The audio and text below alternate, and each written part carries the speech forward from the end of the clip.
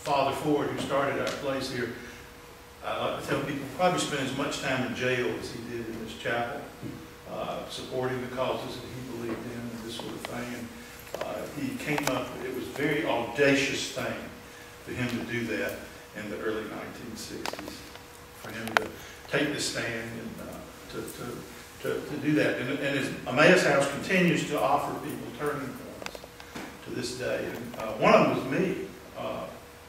I came down here, first started coming down here, what, Judi, about 10 years ago? And I was a smart guy from north end of Atlanta. I was going to come down here and show everybody how to live and what they were doing wrong. I came down here and I really didn't do a very good job of doing it. And somewhere about the third year I was here, I realized I was the project. And that I was the one being helped, and I was the one with a turning point. It was up to me then to reassess my life. So Emmaus House helps the people that are here. We dress the wounds of poverty. We offer hope to people in the neighborhood. But we also offer an opportunity for folks like me who want to stand up and want to have a turning point of their own. Okay? Any questions? The thing we do, as I see it, Claiborne, feel free to chime in, is one thing we do is we dress the wounds of poverty. We help people who need help, whether they want to be helped or not, whether they want to help themselves or not, whether they change or not, whether they want to change or not, or whether they can change. We help those. And we also help those that do want to change and want a turning point and want to restart in their lives. We help those through various programs that address children, after-school projects. We have art projects. We have seniors projects right over here. The work of our hands is highly tied into Emmaus House. We're still not the least bit shy of being socially activist. We have around the corner over here the only new building at Emmaus House, and it's the Oakley Center for Poverty Rights, where we help people with an address, a place to receive mail. If you're looking for a job and you don't have a mailing address, you're not going to get one. We've helped people with Georgia IDs. We give out the food pantry. What else, Clay? I'll help you with it on this. As Sid said, we really are trying to address both those who, for various reasons, are not going to change much about their circumstances and a leg up for those who can. So it starts with our children's programs. We have summer camps. We have a camp for about 150 students. It's a 7-day, full-day camp that does free breakfast and lunch. We have Atlanta Public School teachers. We have one of the highest child poverty rates in the country. Before the recession, it was 53%. We have the highest confirmed cases of child neglect and babies going drug positive in all of Fulton County. So you can see that there's a whole lot of effort that needs to be spent to support children and families. We also have a parenting class that's a relatively new thing. We partner with the National Black Child Development Institute and do a 7-week parenting course to help especially parents of young children. We have a wonderful middle school arts camp. It's also a day camp 3 days a week. We partner with Kennesaw State. They have a grant for doing a camp around myself, my place, my neighborhood, my community. So they did digital storytelling, photography, altered books, they did theater, they did dance, rap, all that kind of stuff. During the school year, we have the regular arts program, which is on Saturdays and has up to 45 children.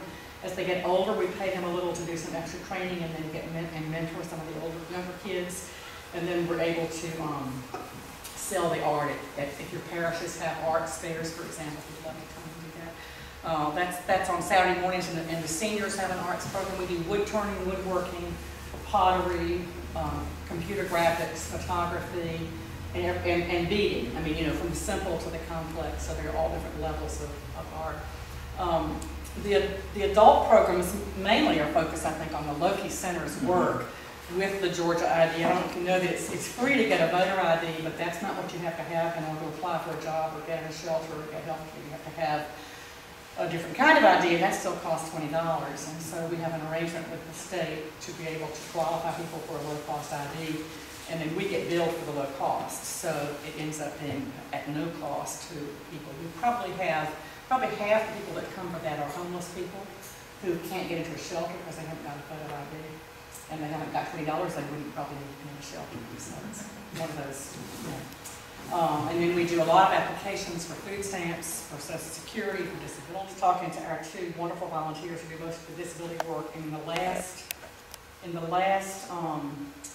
like 9 months through their disability applications, just in sort of income that people should have gotten, but they didn't know to apply for disability, they had brought into the lives of 18 people about a total of about $158,000. That's huge in a place where people are living. You know, one of our guys that's applying right now, he's losing weight, and we said, "What's wrong?" And he said, well, "You know, are you eating?" And he said, "Well, y'all give out a bologna sandwich, 5 bologna sandwiches a week. It's not a great deal." Do some job assistance, job referral, the food pantry. We have a wonderful NA group that's led by a woman that grew up in the neighborhood, trying to get folks on that path because, of course, addiction is a huge crisis in our community. And then we have, through that center as well, a community supper at the end of each month when the food stamps have run out. We started that about coincident with the beginning of the recession, and we noticed that there were so many children coming in need. Everything has food, by the way. We have breakfast on Sunday, we have breakfast on Saturday, we have food with everything in it. So we started the community supper, and it's grown up. But last time we had 225 people come for the community supper on a Thursday night. I wish we could do that every week, but we can't. We have a trip to Reesville Prison for folks who would like to visit their loved ones. Have any of you ever visited Reesville Prison by any chance? Good for you. It's not easy to get to, is it? It's on the way to near Savannah. It's off the beaten path, and it's 10 miles out of town. So even if unless you have a car and can afford the gas to drive to that far and back, or you can take a bus, you then have to find a place to stay because the visiting hours are very limited. They don't coincide with the bus hours. You need to get a taxi to take you 10 miles out of town. I mean, as you can see, it becomes prohibitive to actually visit. Reedsville is one of the 2 maximum security prisons for men in the state. And the recidivism rate is one of the great ways of trying to lower that is to sustain these family relationships while your husband or your father or children. And then we have a seniors program, which is also 3 days a week. Has anywhere from 15 to 25 elders of the neighborhood. We pick them up and take them home, and we feed them a hot meal, and they do all kinds of activities. Some of the most moving sung prayer I've ever heard in my life, which they do together. Someone gave us a weed, so they do weed to try to get some exercise. Mackenzie here works with the seniors, so she can ask you a whole lot about, tell you a whole lot about that program and tell you what they're like. And then the Christmas programs, I don't know if you know, last Christmas Eve, we had 1,260 children come to receive one gift from Santa Claus. We prepared one gift, and it was a miracle. I kid you not. I mean, I don't use that word lightly, but we actually did not turn a single person away with that gift. It trips me up to talk about. So, and plus they had their family members with them. So we have storytellers here in the bar, the study hall, they do things at the study hall. We have partnerships for families at Christmas time to help with things like that. You may not know this, but food stamps doesn't pay for any paper goods, even the ones you most need.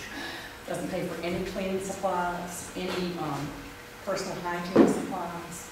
All it will buy is food. So people often say, well, the poor are dirty. And I'll say, well, the poor are trying to feed their children. And that takes priority over spending, $12 on a big thing of detergent. So anyway, we do that. We have a family partnership that's mainly around household help. We have some parties for elders. There was some research done recently that said that for people towards the end of their lives, the most important social event is a holiday party. Judi Oakley is a key person over there with our elders party in the neighborhood. That means more than a lot of elders getting out and seeing it. And then we have the chapel community is actually a separate operation, and we do breakfast, we have Sunday school at 30, and we're doing a wonderful Sunday school class. We're telling stories of Emmaus House, which I'm going to segue back to you, and doing scriptural reflection on the stories. And some of them are wonderful stories of hope, and some of them are deeply tragic stories. So it's much like our lives in that respect, where you look for, you bring your whole life before God and see how, what illumination, what redemption can be shed on. I hold myself in some of the story. So that's a little bit. We depend upon volunteers for 95% of the person-to-person work that we do. We have a staff of 5 full-time people. We do over 150,000 hours of face-to-face service. And I just really don't have anything to add to what Claiborne said except an invitation. And I want to invite all of you, any of you, to come down and be a project at Emmaus House like I was. It will improve your life. And you'll open your eyes. You'll have a whole new perspective on thankfulness of what we have, thankfulness for being a part of this community, no matter how small it is, and a sense of obedience to Christ's commandment in a demonstrable way. Well, I would encourage all of you to go back to your home parish, and if you have any groups or organizations that are looking to do something around the holidays, the Emmaus House Christmas Ministry, there are a lot of opportunities. You can partner with some friends and adopt a family, and you can help with the gifts. As Claiborne said, they expected 800 and got 1,200, so they need gifts for these children. The seniors have a Christmas party. I think it's a lunch, and then I'm in charge of the grandparents' party, and we try to collect Kroger or Publix, Walmart, any of those stores. We collect $10 gift cards so that every grandparent receives a gift card, and we have a little raffle. We encourage people to put together baskets for these grandparents. Even if you get the grocery bags, the reusable grocery bags that we have now, and fill those up. Fill them up with personal hygiene products, blankets, gloves, caps, anything of this type. So, you know, if you're down that way, look for this list of ministries and encourage your friends and your family to get involved in this. Can't wait till Christmas. You just feel like you have to get involved. And you want to do something that you can do just one time or do reoccurring monthly. Our food pantry runs out of food almost every week. The recession, I heard on television not long ago that the recession, it was a recession when your neighbor lost his job. It was a depression when you lost your own job. There are a lot of people in here that are suffering during this recession, and much more than some other neighborhoods. And so any food items, non-perishable food items you can bring. If you belong to a group, let everybody collect ramen noodles, or let everybody collect protein, or let everybody collect peanut butter, or if you know how to pronounce Vienna sausage. There are Vienna sausages in other parts of the world, but in Georgia they're Vienna sausages. There aren't any churches in our neighborhood to support our food pantry, because the people in those churches are the people who are coming to our food pantry. So what we like to say is, you are our neighborhood churches. So if once a year each parish could do a food drive for Emmaus House, we would be sitting pretty. But it's a sort of a difficult. Yeah. You know, people will say to me, "Oh, we give to such and such," and I commend that. It's wonderful. But I also think it's hard for people to realize that, you know, we don't have a cathedral down here, or St. Catherine's 4 blocks away, or